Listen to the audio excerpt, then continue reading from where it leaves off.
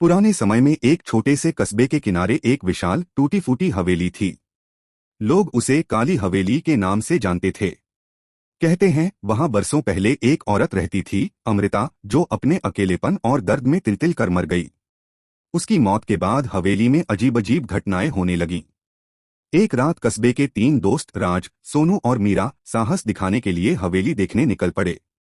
चारों तरफ घना अंधेरा था और हवेली की टूटी खिड़कियों से हवा के साथ अजीब सी सीटी जैसी आवाजें आ रही थीं।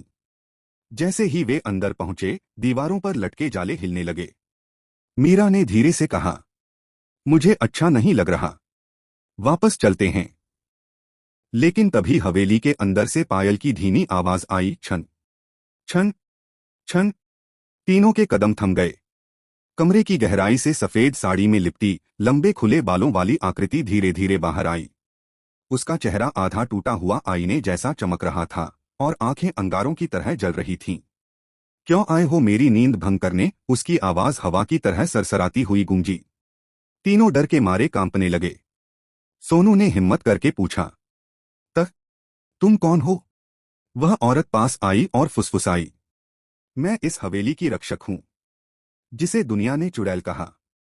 मुझे धोखा मिला तो मैंने इस घर को ही अपना संसार बना लिया। अमृता ने बताया कि उसकी मौत के पीछे उसके अपने ही परिवार का लालच था।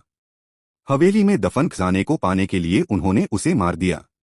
तब से उसकी आत्मा उस खजाने की रक्षा कर रही है, ताकि कोई लालच में उसकी तरह न मरे। मीरा ने डरते डरते कहा, हम आपका कोई नुकसान नहीं करना चाहते, बस देखने आए थे।